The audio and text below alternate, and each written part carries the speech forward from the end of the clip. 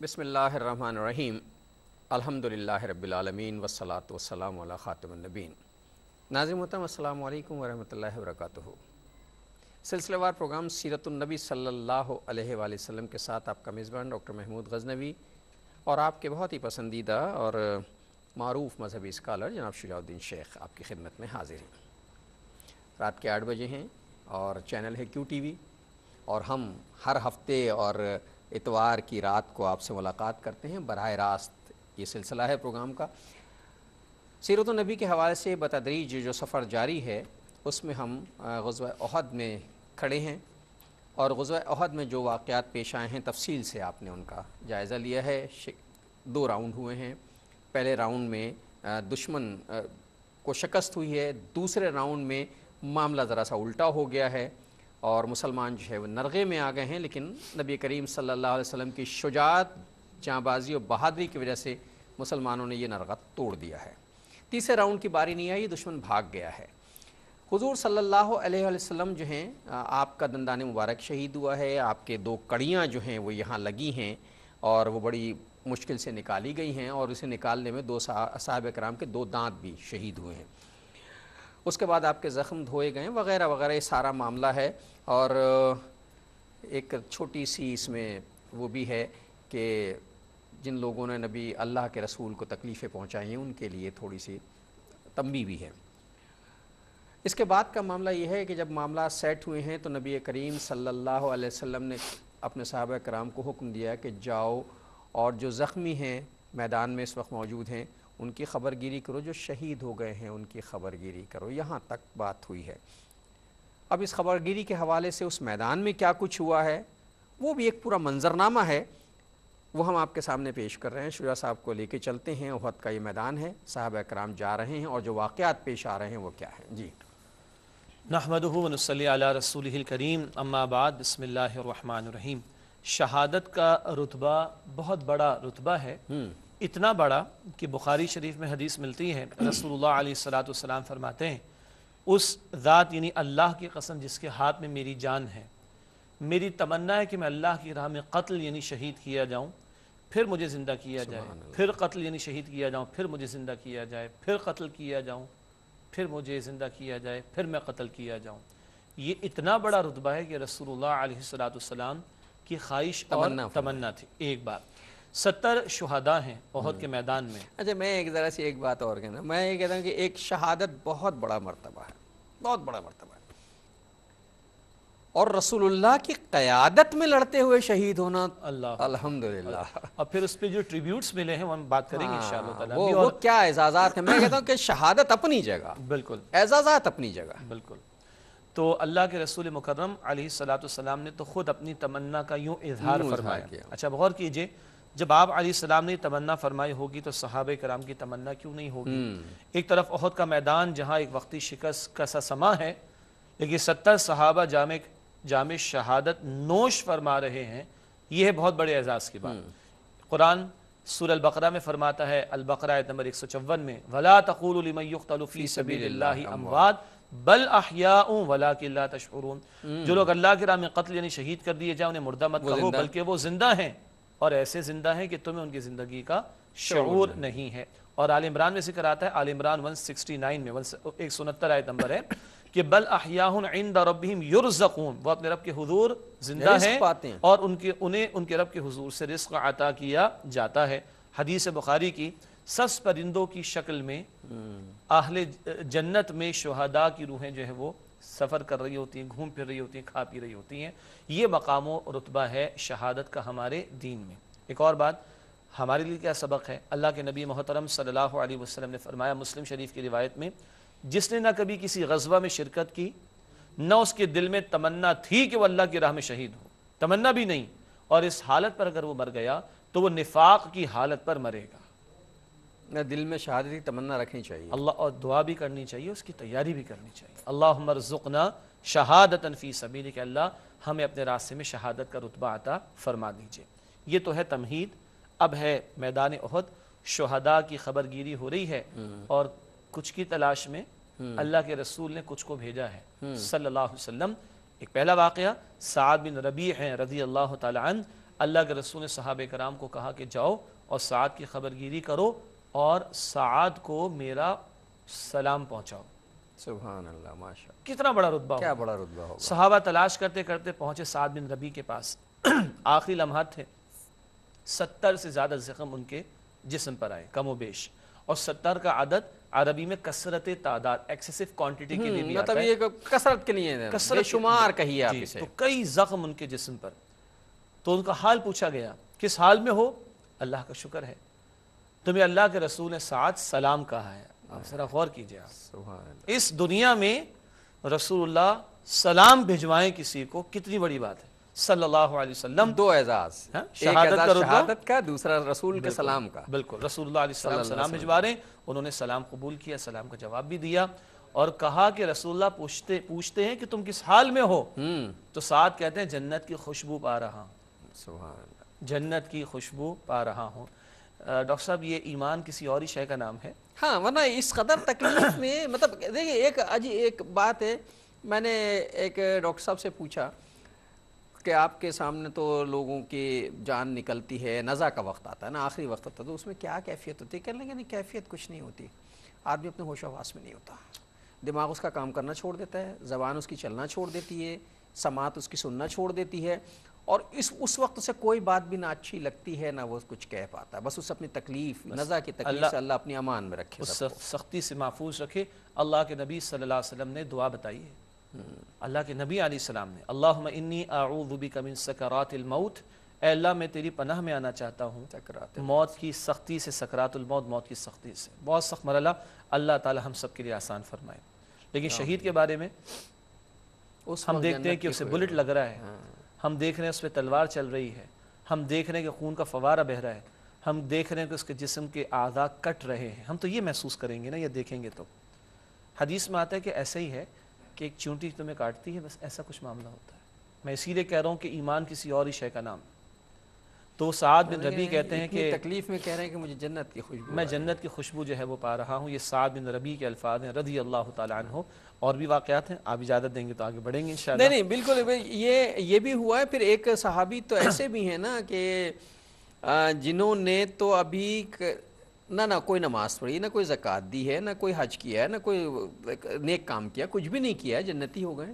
جی، اب یہ ہمارے بہت سارے ننھے منھے جو ہے وہ طلبہ و طالبات بھی پروگرام دیکھ رہے ہوتے ہیں، اور بڑے بھی دیکھ رہے ہوتے ہیں ماشاءاللہ۔ یہ ایک کوئز کا کویسچن بھی بنتا ہے، بے ایسے صحابی کا نام بتائیے، کوئی نماز نہیں، کوئی زکوٰۃ نہیں، کوئی حج نہیں، کوئی روزہ نہیں، کوئی صدقہ خیرات، کوئی عمل، کوئی عبادت عام جو معمول کی ہے اس میں سے کچھ نہیں، اور رسول اللہ سے جنت کا سرٹیفکیٹ، اور جنت کا سرٹیفکیٹ مل رہا ہے، وہ بھی رسول اللہ کی زبان مبارک سے صلی اللہ علیہ وسلم۔ اسیرم ان کا نام ہے رضی اللہ عنہ، اسیرم، الف صاد یا را میم، اور الف پر پیش ہوگا اسیرم۔ تو اسیرم رضی اللہ تعالی عنہ یہ وہ صحابی ہیں، ان کے سامنے بات پیش کی گئی تھی دین کی، یہ قبول نہیں کرتے تھے، لیکن عجیب بات ہے کہ قبولیت ایسی ہوئی کہ اللہ کے ہی قبول ہو گئے، قبولیت ایسی ہوئی کہ اللہ ہی کے یہاں قبول ہو گئے کہ بس جسٹ احد سے پہلے ایمان لاتے ہیں، اور میدان سجا ہوا ہے، پوچھتے ہیں کہ اگر میں گیا اور شہید ہوا، قتل ہوا تو کیا ملے گا؟ اللہ کے رسول علیہ السلام نے بشارت دے رکھی تھی تمہیں جنت ملے گی، تو کہا ٹھیک ہے، کود پڑے میدان کے اندر اور شہید ہو گئے۔ اور صحابہ فرماتے ہیں عجیب آدمی ہے، کیا سودا اس نے کیا ہے، کوئی عمل عام معمول کا عمل نہیں، ہے ہی نہیں ابھی، اور ابھی تو شروعات ہونی ہے، اور ایسی شروعات میں نے عرض کیا نا، ایسی قبولیت ایمان کی کہ قبول ہو گئے اللہ کے ہاں۔ یہ اسیرم ہے رضی اللہ تعالیٰ عنہ۔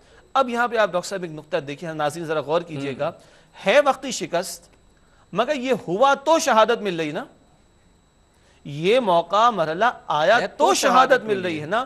اللہ کے کاموں میں بڑی حکمت ہے، بیدک الخیر، اللہ کے کام میں حکمت ہی حکمت ہوتی ہے۔ قرآن کہتا ہے نا سورہ البقرہ کی آیت نمبر 216 میں قتال کا ذکر بھی ہے، وَعَسَىٰ أَن تَكْرَهُوا شَيْئًا وَهُوَ خَيْرٌ لَكُمْ، ممکن ہے ایک چیز کو تم ناپسند کرو اور وہی تمہارے حق میں بہتر ہو۔ تمہارے حق میں یہاں کیا بہتر ہوا؟ دیکھو تمہارے 70 بھائیوں کو شہادت کا رتبہ ملا، وہ یہ خطا تھی، اس پہ ہم بات کر چکے، مگر جو بھی تھا ایک ہوا تو ہے نا معاملہ، مگر اس میں خیر کیا نکلا ہے؟ ان 70 کو جام شہادت نوش کرنے کا موقع رب کائنات نے عطا فرما دیا۔ میں نے ایک جگہ ایک حدیث مبارکہ، آپ ذرا تصحیح کیجئے گا، چونکہ حدیث کے معاملے میں ذرا محتاط اور رہنا بھی چاہیے کہ حدیث ہی ہے، اس کا مفہوم کچھ یوں تھا کہ جب اللہ تعالیٰ کسی کے درجات کو بلند کرنا چاہتا ہے اس کے اعمال پہ نظر ڈالتا ہے، اور جب دیکھتا ہے کہ اس کے اعمال اس قابل نہیں ہے کہ اسے اس درجے تک پہنچایا تو اسے کسی مشکل اور ابتلا میں ڈال دیتا ہے اور اس کے نتیجے میں اس کے درجات بلند کر دیتا ہے۔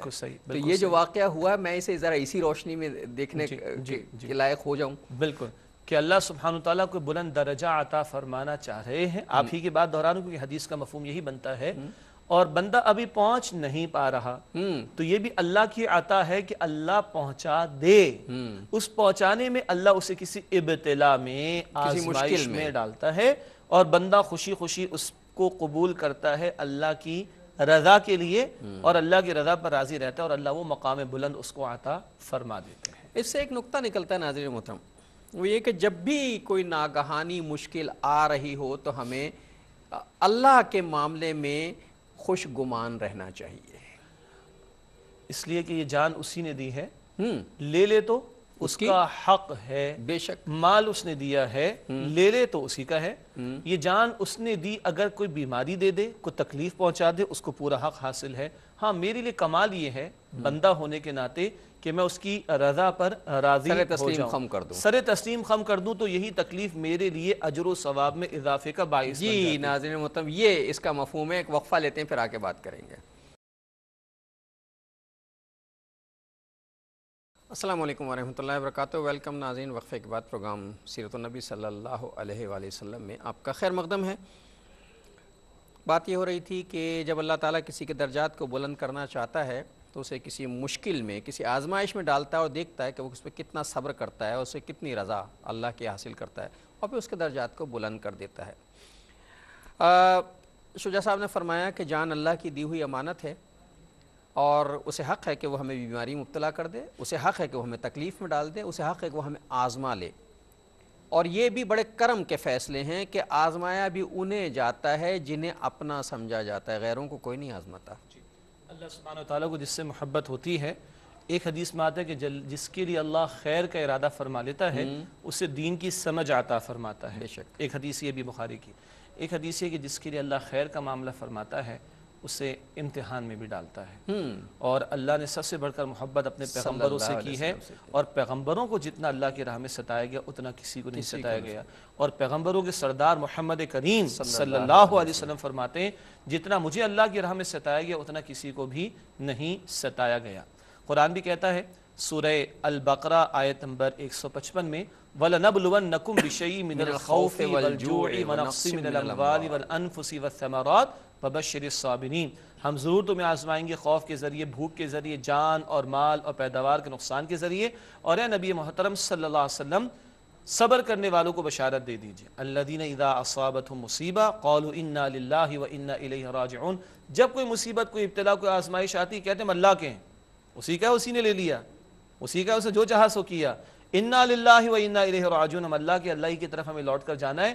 اولئک علیہم صلوات من ربہم ورحمہ، یہ وہ لوگ ہیں جن پر ان کے رب کی طرف سے عنایتیں ہیں اور رب کی رحمت ہے، وَأُولَئِكَ هُمُ الْمُهْتَدُونَ، اور یہی ہدایت یافتہ لوگ ہیں۔ اس راستے سے گزر کر ہدایت ہے، اس راہ سے گزر کر رحمتیں ہیں، اس راہ سے گزر کر اللہ کی عنایتوں کا حصول ہوا کرتا ہے۔ اور ہماری مشکل یہ ہے ناظرین محترم، اب سیرت کے حوالے سے پروگرام ہے لیکن ظاہر ہے کچھ چیزیں جو ہیں وہ ہمیں ڈسکس کرنی چاہیے۔ قرآن آیت تھی، اللہ تعالیٰ مال سے، جان سے، نقصان سے، سب سے آزماتا ہے، اور جب صبر کرتا ہے آدمی تو فلاح کے راستے اسے مل جاتے ہیں، وہی ہدایت پانے والا ہو جاتا ہے۔ ہماری مصیبت یہ ہے کہ ہمیں اگر تھوڑا سا بخار آ جائے تو ہم کفریہ کلمات ادا کرنا شروع کر دیں۔ اللہ محفوظ رکھے۔ یہ تکلیف، اچھا یہ بھی نوٹ کر لیجیے ڈاکٹر صاحب، یہ جو ذکر آتا ہے نا کہ صبر، تو صبر بخار میں بھی کرنا ہے، پیر میں کانٹا چبھ جائے تب بھی کرنا ہے، لیکن جس صبر کا قرآن ذکر کرتا ہے وہ صبر ہے اللہ کے دین کی سربلندی کے لیے کی جانے والی جد و جہد میں تکلیفوں کا اٹھانا۔ اور بی بی فاطمہ الزہرا نے فرمایا رضی اللہ تعالیٰ عنہ، جب تمہیں تکلیفیں پریشان کرے تو میرے ابا جان محمد کریم صلی اللہ علیہ وسلم کو یاد کر لیا کرو کہ انہوں نے فرمایا، دوبارہ عرض کرتا ہوں، کہ جتنا مجھے اللہ کی راہ میں ستایا گیا اتنا کسی کو نہیں ستایا گیا۔ ہم پتہ نہیں کن کن چیزوں کو پہاڑ سمجھ لیتے ہیں، حالانکہ ان زندگیوں کو ہم دیکھیں تو ہماری تکلیفیں تو کچھ نہیں، ہم تو آسائش اور مزوں میں۔ جو تکلیفیں ہمیں مل رہی ہیں وہ ہماری ذات کی تکلیفیں، وہ اللہ کے دین کے لیے تو نہیں اٹھا رہے ہم۔ جی اصل تکلیفیں تو وہ ہیں جو دین کی راہ میں اٹھائی، جو دین کی راہ میں اٹھائی جائے. ہمیں جو تکلیفیں مل رہی ہیں اور جو تکلیفیں ہمیں مل رہی ہیں وہ ہمارے اعمال کے نتیجے میں مل رہی ہیں. جی وہ اللہ کی آزمائش ہے تو شاید اس میں کمی ہو, ہمارے اعمال کی بدعمالیاں زیادہ ہے. پیٹ میں ڈسٹربنس ہوگی تو رات کو کھایا کتنا تھا میں نے, ہاں بخار کا معاملہ آ گیا تو آئس کریم اور شربت میں نے کتنے استعمال کیے تھے. یہ تو اپنے ہی بے احتیاطیوں کا نتیجہ بھی ہے, بدعمالیوں کا نتیجہ ہے جو بہرحال. اب یہ جو میدان ہے یہاں نبی کریم صلی اللہ علیہ وسلم نے شہیدوں کی خبرگیری کے لیے بھیجا ہے. یہاں سعد بن ربیع کا تذکرہ ہو گیا ہے رضی اللہ تعالیٰ عنہ کا. آپ کو رسول اللہ صلی اللہ علیہ وسلم کا سلام پہنچایا گیا ہے. حضور صلی اللہ علیہ وسلم نے خود بھی معائنہ فرمایا ہے. اچھا ایک صحابی تو یہ ہیں جن کے بارے میں بھی ہم نے تذکرہ کیا کہ جنہوں نے کوئی عمل نہیں کیا اور جنت کا سرٹیفکیٹ. جی اسیرم. جی ایک اور بھی صاحب ہیں جو شہید ہوئے ہیں اور ان سے کہا گیا کہ یہ تو جہنمی ہے. جی شہید اس طرح کا ایک واقعہ ہوا تھا. جی ایک واقعہ یہ تھا کہ کسی موقع پر, یہ اچھی بات ہے یہ بات بھی سامنے آ جائے کہ کسی نے جنگ میں حصہ لیا. جنگ میں, ہاں وہ یہ واقعہ نہیں تھا شاید, ہاں لیکن اچھا ہے کہ وہ بات بھی آ جائے واضح طور پر, کیونکہ انما الاعمال بالنیات بھی ایک بات ہے اور ایک حدیث ہے انما الاعمال بالخواتین. ناظرین توجہ کیجئے گا, اعمال کی قبولیت کا دار و مدار نیتوں پر ہے اور اعمال کی قبولیت کا دار و مدار خاتمے پر ہے. خاتمہ کس چیز پر ہو رہا ہے؟ تو ایک جگہ ایسا ہوا کہ ایک صاحب لڑے مسلمانوں کے ہی مجمع میں تھے اور قتل ہو گئے. صحابہ کرام نے کہا کہ یہ تو جنتی, فرمایا یہ جہنم میں ہے. اور ہوا یہ تھا کہ غنیمت کے مال میں سے کچھ کپڑا تھا وہ چھپا لیا تھا. استغفر, صرف کپڑا غنیمت کے مال میں سے. کہا یہ جہنم میں اس کو عذاب ہو رہا ہے. یہاں پوری قوم کو لوٹا جائے, چوریاں کی جائیں, ڈاکے ڈالے جائیں, یہی میرے ذہن میں مال ہڑپ کیا جائے, واقعے کا تذکرہ کیا, جائیدادیں ہڑپ کی جائیں, یتیموں کا مال ہڑپ کیا جائے, حرام سے جائیدادیں بنائی جائیں, غنیمت کے مال میں سے کپڑا. اور اللہ کے نبی فرماتے جہنم میں. استغفر اللہ. اور یہاں پوری قوم کو لوٹو, جائیدادیں بناؤ, ڈنکے کی چوٹ, یتیم کا مال ہڑپ کرو, اربوں کھربوں روپیہ بنا لو اور دھڑلے کے ساتھ اپنے آپ کو کہو کہ مسئلہ ہی کوئی نہیں ہے. اللہ کے نبی بتا رہے جہنم میں گئے. استغفر اللہ. تو ناظرین ایسے واقعات بھی ہوں. اصل میں سیرت کا مطلب یہی ہے کہ قدم قدم پہ رک کر ذرا سا اپنا ریویو کیا جائے, اپنا جائزہ لیا جائے. اس کے بعد ایک صحابی اور بھی ہیں اور ان کا نام ہے مصعب بن عمیر رضی اللہ تعالیٰ عنہ. ان کا واقعہ ذرا میں چاہوں گا کہ ناظرین تک پہنچنا چاہیے. مصعب بن عمیر رضی اللہ تعالیٰ عنہ کا ذکر ہم نے پہلے بھی کیا. جب ہم مکی دور کا مطالعہ کر رہے تھے تو شروع میں جو نوجوان اول ایمان لانے والوں میں ہیں ان میں یہ بھی شامل ہیں. اور کیسے صحابی تھے ناظرین, غور کیجئے. آج دنیا میں کیریئر بنانا, کیریئر کو پرسو کرنا, فلرش کرنا, ایکسل کرنا, دنیا کے اندر آگے سے آگے بڑھنا, سارے مواقع ان کے پاس ہے. بڑے مالدار گھرانے کے فرزند, لباس ایسا کہ 200-250 درہم کا ایک جوڑا شام وغیرہ سے آتا تھا ان کا. خوشبو وہ لگاتے کہ گھر سے نکلے تو مکے والوں کو پتہ چل گیا کہ مصعب بن عمیر کا یہاں سے گزر ہوا. اور جب ایمان لائے تو جسم پر ایک کپڑا نہیں ہے, برہنہ کر کے نکالے گئے. لیکن اللہ نے کیسے قبول کیا ہم پڑھ چکے ان کے بارے میں. مکہ مکرمہ آئے تھے مدینہ طیبہ سے لوگ اور نبی علیہ الصلوۃ والسلام کو ذکر کر گئے تھے, درخواست کر گئے تھے قرآن پڑھانے کے لیے کسی کو بھیجیے. تو اللہ کے نبی علیہ السلام نے مصعب بن عمیر کو بھیجا تھا رضی اللہ عنہ. وہ قرآن کے مبلغ بھی تھے, اس وقت قرآن کی تلوار ان کے ہاتھ میں تھی, اور وہ میدان احد میں بھی ہیں, یہاں دوسری تلوار ان کے ہاتھ میں ہے. ایک علم کے میدان میں بھی ہیں اور ایک عمل کے میدان میں بھی ہیں. یہ ہے ایک بیلنس شخصیت مصعب بن عمیر کی رضی اللہ تعالیٰ عنہ. یہ شہید ہوئے ہیں احد کے میدان میں. ان کی مشابہت بھی تھی رسول اللہ علیہ السلام سے, اسی لیے وہ افواہ کا معاملہ ہوا کہ مصعب شہید ہوئے تو کہا گیا رسول اللہ علیہ السلام شہید ہو گئے, حالانکہ یہ افواہ کا معاملہ تھا. اب ذرا غور کیجئے, اللہ کے رسول, آپ نے فرمایا نا جائزہ خود بھی اللہ کے رسول نے لیا. جائزہ لیا ہے تو مصعب بن عمیر کے لیے کفن کے لیے, یا یوں کہیے کہ ان کے پورے وجود کو ڈھانپنے کے لیے, کفن تو نہیں کہیں گے, شہداء کو انہی کے کپڑوں میں دفن کیا جا رہا ہے, مگر کپڑا پورا نہیں. اگر ہم سر کو ڈھانپا جاتا ہے تو پیر کھلے رہ جاتے, پیروں کو ڈھانپا جاتا ہے تو سر کھلا رہ جاتا ہے. کیا گزری ہوگی اللہ کے رسول پر علیہ السلام. وہ مصعب رضی اللہ عنہ 250 درہم کا ایک جوڑا جن کا آتا تھا, آج ان کے پیر ڈھکنے کو کپڑا نہیں, جسم پورا ڈھانپنے کے لیے کپڑا نہیں, مگر گئے ہیں ایک شہید کی حیثیت میں. اور میں عرض کر دوں, ایک دفعہ ہم نے حدیث شاید سنائی تھی, سبحان اللہ, ایک عام بندہ مومن, ناظرین حدیث سنیے گا بہت پیاری, ایک عام بندہ مومن لیکن مومن ہو, جب اس کی روح قبض ہوتی ہے تو فرشتوں کا جھرمٹ آتا ہے اور اسرائیل بھی آتے ہیں, اور فرشتوں کا جھرمٹ جنت سے اس کے لیے کفن لاتا ہے, لباس, اور جنت سے خوشبو لاتا ہے. ابو داؤد شریف میں اور دیگر احادیث کی کتب میں روایت ہے. اور عام مومن کی بات ہو رہی ہے, بہت خوبصورت حدیث ہے. اور بڑی خوبصورتی کے ساتھ اس کی روح کو لے جایا جاتا ہے. جنت کا کفن بھی ہے, جنت کی خوشبو بھی ہے, ساتوں آسمانوں پر اس کی روح کو لے جایا جاتا ہے. ہر آسمان پر فرشتے چاہتے کہ ہم اس کا دیدار کریں, حتیٰ کہ وہ بندہ اللہ کے حضور پیش ہوتا ہے, اللہ اس کو مبارکباد دیتے ہیں, فرماتے اس کی قبر کے حوالے کر دو. قبر میں حوالے کر دیا جاتا ہے, قبر میں جنت کی کھڑکی کھول دی جاتی ہے, اس کا جنت کا مقام اسے دکھایا جاتا ہے, اور وہ کہتا ہے یا اللہ قیامت ابھی برپا ہو جائے کہ میں جنت میں داخل ہو جاؤں. یہ ایک عام مومن کی بات ہو رہی ہے, یہاں ایک صحابی ہوں اور شہید ہوں اور رسول اللہ کی زیر قیادت ہوں, اور رسول اللہ سامنے موجود ہے جب وہ دنیا سے تشریف لے جا رہے ہیں. تو نوٹ کیجئے گا, برزخ کا معاملہ شہداء کے لیے نہیں ہے, ادھر شہادت ادھر انٹری انٹو جنہ. یہ ہے مصعب بن عمیر رضی اللہ عنہ. تو ظاہر میں کپڑا پورا نہیں ہے, ظاہر میں, حقیقت میں وہ جنت کا کپڑا بھی ہوگا, جنت کی خوشبو بھی ہوگی, وہ سبز پرندوں کی شکل میں ان کی روح خوب جو ہے وہ آرام کر رہی ہوگی, گھوم پھر رہی ہوگی, اور رسول اللہ نے جب دعائیں دی ہوں گی تو کیا ان کا اعزاز و اکرام ہوا ہوگا صلی اللہ علیہ وسلم رضی اللہ تعالیٰ عنہ. اور ناظرین محترم, یہاں سے اور بہت سی چیزیں بھی جو ہیں وہ ہمیں احد کے میدان سے ملتی, بہت سے فقہی مسئلے بھی یہاں سے حل ہوئے.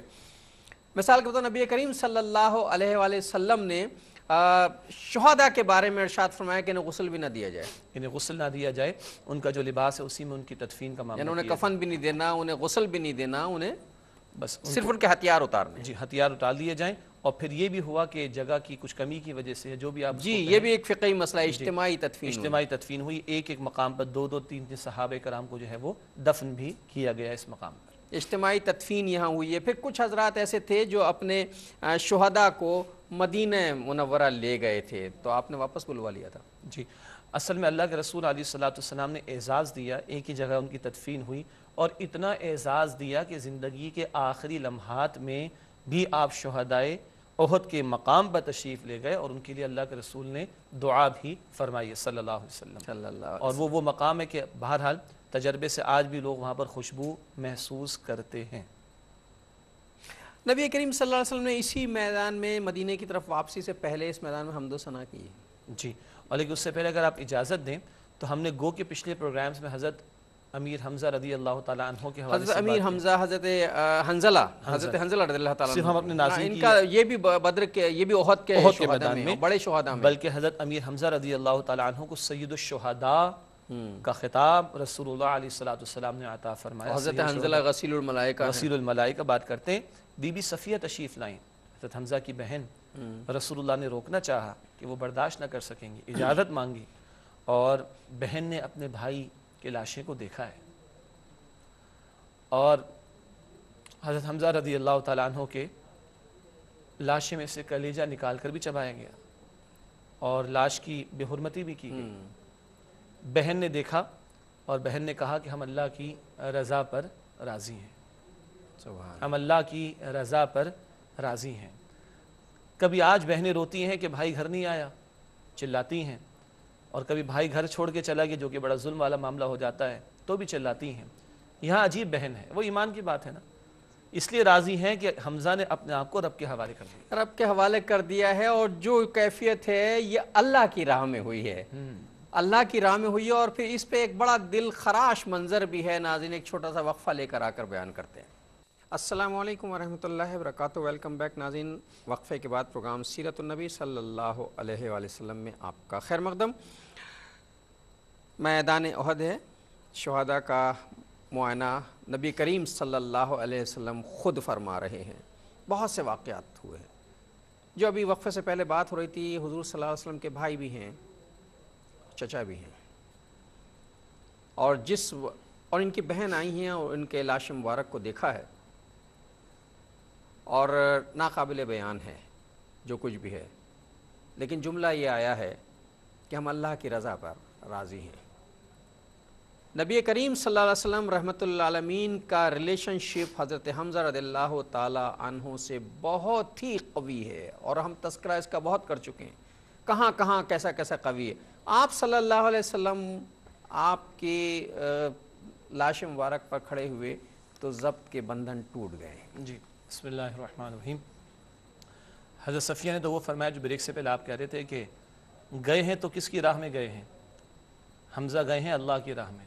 اس لیے بی بی صفیہ فرماتی رضی اللہ تعالیٰ عنہ کہ بھائی گیا ہے تو اللہ کی راہ میں گیا ہے اور ہم اللہ کی رضا پر راضی ہیں. یہی ایک بندہ مومن کا طرز عمل ہونا چاہیے.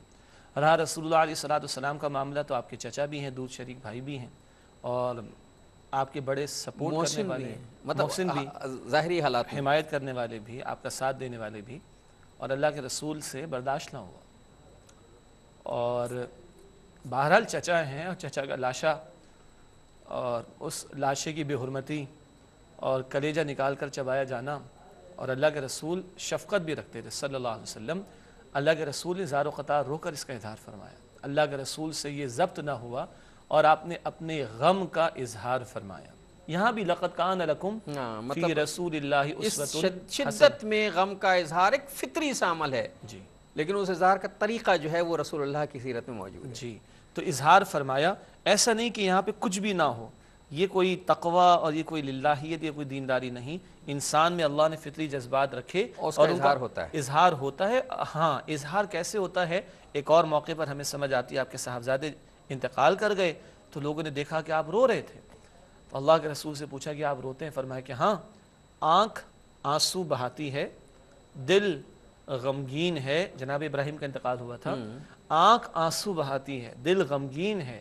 بیٹا تیری جدائی پر ہمیں افسوس ہے, مگر زبان پر وہی کچھ ہوگا جس سے اللہ راضی ہو جائے. اب یہ توازن دیکھیے, اللہ راضی رہے یہ اللہ کا حق ہے. بیٹا ہے, جدائی ہے, افسوس ہے, اظہار ہے. والد بھی تو ہیں, شفقت کا اظہار ہے. ادھر میدان احد لے لیں تو چچا ہیں, دوست ہیں, بھائی ہیں, اور آپ ان کے بھتیجے ہیں اور ساتھی ہیں, اس پورے میدان میں آپ کے ساتھ موجود ہیں. یہ سارا اظہار کر کے بھی رسول پاک علیہ السلام نے دکھایا, وہ یا خوشی ہو یا غمی, فتح ہو یا شکست, دن ہو یا رات, راحت کا معاملہ ہو یا تکلیف کا, لقد کان لکم فی رسول اللہ اسوۃ حسنہ ہمیں دکھائی دیتا ہے. یہاں بھی ایک اور معاملہ ہوا کہ ادھر بھی سر ڈھانپا جاتا ہے تو پیر کھلے رہ جاتے ہیں, اور پیر ڈھانپے جاتے ہیں تو سر کھلا رہ جاتا ہے. پھر وہی بات ہے کہ سر کو ڈھانپا گیا اور پیروں کی طرف کچھ گھاس رکھ کر اس سے ڈھانپ دیا گیا ہے پیروں کو. یہ قسمہ پرسی کا عالم ہے. اور لیکن اللہ کے رسول کے صحابہ اس شان کے ساتھ گئے, اور اللہ کے رسول علیہ السلام نے غم کا اظہار بھی کیا, اور اللہ کے رسول علیہ السلام نے یہ نمونے بھی اپنی امت کے لیے چھوڑے ہیں. جب یہ سارے معاملات ہو گئے ناظرین محترم, تو اس کے بعد نبی کریم صلی اللہ علیہ وسلم, یہ سارے تدفین ہو گئی ہے, شہداء کرام کو ان کے اصل مقامات تک پہنچا دیا گیا ہے. آج بھی یہ مقام بڑا متبرک ہے. جو حضرات حج کرنے جاتے ہیں وہ مقام احد, شہداء احد کی اس بستی میں جاتے ہیں. میں اسے بستی کہتا ہوں. شہداء احد کی بستی میں جاتے ہیں اور وہاں آج بھی خوشبوئیں آتی ہیں. لوگوں کا تجربہ ہے اور لوگ محسوس کرتے ہیں. اور ایک اور واقعہ جس کی طرف کیونکہ اشارہ آپ نے کر دیا تھا تو میں دہرائے دیتا ہوں, غسیل الملائکہ, حضرت حنظلہ رضی اللہ تعالیٰ عنہ, کہ جن کی مختصر ہم بات کر لیتے ہیں. واقعہ تفصیل سے پہلے آ چکا. اسی رات کی جب احد کا میدان سجنے لگا ہے, اگلے دن ان کا نکاح ہوا, زوجین کا تعلق قائم ہو گیا, غسل ان پر فرض ہو گیا, پکار لگی, غسل کا موقع نہ ملا, نکل پڑے اور اللہ کی راہ میں شہید ہو گئے. اللہ کے رسول کو وحی کے ذریعے بتایا گیا. آپ نے پوچھا بھائی معلوم کرو کیا معاملہ تھا اس کا. بتایا یہی گیا کہ زوجین کا تعلق قائم ہو گیا تھا, نکاح ہوا تھا, فرسٹ نائٹ تھی, لیکن پکار لگ گئی, غسل کا موقع نہ مل سکا. اللہ کے رسول نے فرمایا کہ اللہ نے فرشتے بھیجے حنظلہ کو غسل دینے کے لیے, اور آپ کے جسم سے پانی کے قطرے ٹپکے ہوئے دیکھے گئے. اور غسیل الملائکہ یعنی وہ کہ جن کو فرشتوں نے غسل دیا, یہ اعزاز ملا ہے حضرت حنظلہ رضی اللہ تعالی عنہ کو. اور ناظرین یہ سارے اعزازات ملے ہیں. اور اس کے بعد سب سے بڑا اعزاز یہ ہے کہ ان تمام شہداء کو کی تدفین کے بعد اسی میدان میں کھڑے ہو کر, جہاں نبی کریم صلی اللہ علیہ وسلم غمزدہ ہوئے ہیں اور بہت روئے ہیں, فطری انسانی فطری ضرورت ہے, روئے ہیں, وہاں کھڑے ہو کر اللہ کی حمد و ثنا کی ہے. جی, مدینہ جانے سے پہلے بالکل خوب دعا کی ہے, خوب دعا کی, خوب اللہ کی حمد و ثنا کی ہے. اس کی بھی حکمت سمجھیے. ظاہری بات ہے کہ آپ علیہ السلام نمونہ امت کے لیے, تو ہمیں بتا رہے ہیں جب تم پر غم آ جائیں, جب تم پر مصائب آ جائیں, جب تم پر تکالیف آ جائیں, جب تم بظاہر اندھیروں میں اپنے آپ کو پاؤ, جب بظاہر مشکلات میں اپنے آپ کو گھرا ہوا پاؤ, تو تمہارا طرز عمل کیا ہو؟ شکوے کا, شکایت کا, چیخنے اور چلانے کا, رونے دھونے کا, مرثیے کہنے کا نہیں. تم اپنے سارے معاملے کو اللہ کے سامنے رکھو. تم اپنی ساری گزارش اللہ کے سامنے رکھو، تم اپنا سارا رونا دھونا اللہ کے سامنے کرو. تم اپنے حضرت یعقوب علیہ السلام، یوسف علیہ السلام کے غم میں کیا، انما اشکو بثی وحزنی الی اللہ، میں اپنے غم کو اپنی فریاد کو اللہ کے سامنے رکھتا ہوں. اللہ کے سوا کون ہے جو غم کو دور کرنے والا ہو؟ اللہ کے سوا کون ہے جو تکلیف کو دور کرنے والا ہو؟ اللہ کے سوا کون ہے جو راحت عطا کرنے والا ہو؟ آپ نے صحابہ کرام کو جمع فرمایا، ان کی بھی تربیت مقصود تھی. کسی کے بھائی گئے ہیں، کسی کے والد گئے ہیں، کسی کا دوست گیا، کسی کے گھر والے گئے ہیں، سب غم سے نڈھال ہیں، سب کو جمع کیا اور سب کو جمع کر کے اللہ رب العالمین کی حمد و ثنا اللہ کے رسول علیہ الصلوۃ والسلام نے بیان فرمائی. ان الحمد للہ نستعینہ ونستغفرہ ونؤمن بہ ونتوکل علیہ من یہدی اللہ فلا مضل له ومن یضلل فلا ہادی له. جو عام خطبہ آپ کا ہوا کرتا تھا، اللہ کل شکر کل تعریف کل ثنا تیرے ہی لیے ہے، جس کو تو ہدایت عطا فرمانا چاہے اسے کوئی گمراہ نہیں کر سکتا. اے اللہ جسے تو گمراہ فرما دے اسے کوئی ہدایت دینے والا نہیں. اے اللہ جو تو خیر عطا فرمانا چاہے کوئی اس کو روک نہیں سکتا. اے اللہ جو تو نقصان پہنچانا چاہے کوئی اس کو روک نہیں سکتا. اے اللہ تیرے اختیار کے مقابلے میں کسی کا اختیار چلنے والا نہیں. اے اللہ میں تجھ سے اس نعمت کا سوال کرتا ہوں جس کو زوال نہ ہو. اے اللہ میں تجھ سے اس نعمت کا سوال کرتا ہوں جس کو زوال نہ ہو. اے اللہ میں تجھ سے خیر کی دعا کرتا ہوں. اے اللہ میں تجھ سے ہر شر سے بچنے کی دعا کرتا ہوں. اے اللہ تو ہمارے مصائب کو دور کر دے. اللہ تو ہمارے غموں کا مداوع کر دے. اللہ تو ہمارا بن جا. اے اللہ تو ہم سے راضی ہو جا. طویل دعا ہے، میں نے چند جملے آپ کے سامنے رکھے. یہ کیا پریکٹس ہے؟ یہ وہی بات کہ اپنا رونا، اپنا غم، اپنی شکایت، اپنا شکوہ، اپنا درد، اپنا احساس رب کائنات کے سامنے. کیوں؟ اس لیے کہ ڈاکٹر صاحب بندے بیچارے محتاج ہیں. اصل مسئلہ یہ ہے کہ معاملات تو اسی کے سامنے رکھے جائیں نا جو با اختیار ہو. جو با اختیار ہو. میں یہ کرنا چاہ رہا تھا، وہ جو نمازوں کے بعد اللہ کے حبیب محترم نے ہمیں دعا سکھائی صلی اللہ علیہ وسلم، اللہم لا مانع لما اعطیت ولا معطی لما منعت ولا ينفع ذا الجد منک الجد. اب یہ دعائیں صرف پڑھنی نہیں چاہیے، یقین کے ساتھ پڑھنی چاہیے. یہ پورا عقیدہ اس ایک دعا میں. اللہم لا مانع لما اعطیت، اے اللہ جو آپ عطا فرمانا چاہیں کوئی روکنے والا نہیں. بے شک. ولا معطی لما منعت، اور جو آپ نہ دینا چاہیں دنیا کی کوئی کوئی نہیں دلوا طاقت نہیں سکتا. دے سکتا. ولا ينفع ذا الجد منک الجد، اے اللہ آپ کے اختیار کے مقابلے میں کسی کا اختیار چلنے والا نہیں. اللہ کی شان ہے الصمد. الصمد کسے کہتے ہیں؟ بے نیاز. اور صمد کہتے ہیں عربی میں ایک بڑی چٹان کو. ڈوبتا ہوا چٹان کے پاس جاتا ہے، سہارے کے لیے چٹان کھڑی رہتی ہے اپنی جگہ پر. یا صمد کہتے ہیں ایک بڑے سردار کو، قبیلے کے لوگ اس قبیلے کے سردار کے پاس جاتے ہیں، سردار کسی کے پاس نہیں جاتا. اور الصمد وہ اللہ، سب اس کے محتاج، وہ کسی کا محتاج نہیں. انہی دعاؤں میں اے اللہ تو اگر تکلیف کو کھول دینا چاہے، دور کر دینا چاہے تو کوئی تکلیف پہنچا نہیں سکتا. اے اللہ تو خیر عطا فرمانا چاہے تو تجھے کوئی روکنے والا نہیں ہے. تو اسی کے سامنے روئے نا. ایک بزرگ نے بڑی پیاری دعا سکھائی کہ اے اللہ اپنا محتاج بنا اور محتاجوں کی محتاجی سے ہماری حفاظت فرما. یہ سکھایا اللہ کے رسول علیہ السلام نے. اور دیکھیے قرآن کیا کہتا ہے، وہ اسی کی تعبیر اصل میں پورا واقعہ. قرآن فرماتا ہے جمعے کے خطبے میں آخر میں ہم سنتے ہیں سورۃ البقرہ آیت 152، فَاذْكُرُونِي أَذْكُرْكُمْ، تم مجھے یاد کرو میں تمہیں یاد کروں گا. تو صحابہ کو درس دیا رضی اللہ تعالیٰ عنہ اجمعین، امت کو درس دیا. مشکلاتوں میں گھیر رہی ہیں، اللہ کے سامنے رو لو. اور میں تو عرض کیا کرتا ہوں ہم لوگوں کے سامنے رو کر کیا کر لیں گے؟ اللہ کے سامنے رو لیں. لوگوں کے سامنے روتے ہیں تو وہ سن لیتے ہیں اور ہنس کے بیان کرتے ہیں. نہیں، اور دوسرا چار تکلیف اور بیان کرتے ہیں کہ آپ کو اور مجھے اور ڈیمورلائز کرنا ہے جی، اور ہمیں جو ہے وہ حوصلہ شکنی کی طرف لینا ہے. میں عرض یہ کرنا چاہ رہا تھا کہ اللہ کے سامنے رو لیں تو سستے میں اور کم میں کام ہو جائے گا. بندے بیچارے محتاج ہیں، ہاں کچھ کر ہی نہیں اس کے بعد جادو کہتے ہیں یہ ہو گیا وہ. اچھا جی آپ نے اللہ سے کنسلٹ کیا، اللہ کے سامنے روئے، اللہ کے سامنے دو آنسو. اللہ غیور ہے، اللہ غیور ہے. بندہ ہاتھ پھیلائے تو اللہ کو خالی ہاتھ لوٹاتے ہوئے شرم آتی ہے. اور بندوں کا معاملہ کیا، چوتھی مرتبہ کو ہمارا دروازہ کھٹکھٹائے تو ہمیں غصہ آتا ہے. اللہ کو اس پر غصہ آتا ہے جو اللہ سے مانگتا نہیں. ہم بار بار اس کے در پہ جا کے مانگیں بہت خوش ہوتا ہے. ہم کسی سے ایک مرتبہ مانگیں دوبارہ ملاقات نہیں کرنا پسند کرتا. اچھا اب اگر آپ اس کو نفسیاتی اعتبار سے لیں، یہ تو ایمان والوں کا معاملہ بیان ہو رہا ہے نا. شکست ہو گئی ہے، 70 شہید ہو گئے ہیں، ظاہری اعتبار سے کمزوری آ گئی، ظاہری اعتبار سے شکست ہو گئی، مگر وہ علی کل شیء قدیر ہے، وہ کل طاقت رکھنے والا ہے. تو اپنا معاملہ اس کے سامنے رکھ دو تو اس کی یاد، اس کا ذکر دلوں کو اطمینان دے دے گا. قرآن کہتا ہے سورۃ الرعد آیت نمبر 28، الا بذکر اللہ تطمئن القلوب، آگاہ ہو جاؤ یقیناً اللہ کی یاد، اللہ کا ذکر یہ دلوں کو اطمینان عطا کرتا ہے۔ یہ سارا کچھ اسی لقد کان لکم فی رسول اللہ اسوۃ حسنہ کے ذیل میں آ رہا ہے کہ معاملہ پائے تکمیل کو بھی پہنچا رہے ہیں۔ اب واپسی ہو رہی نا مدینہ طیبہ کی طرف، تو احد سے لوٹتے ہوئے کلوزنگ کیا ہو رہی ہے؟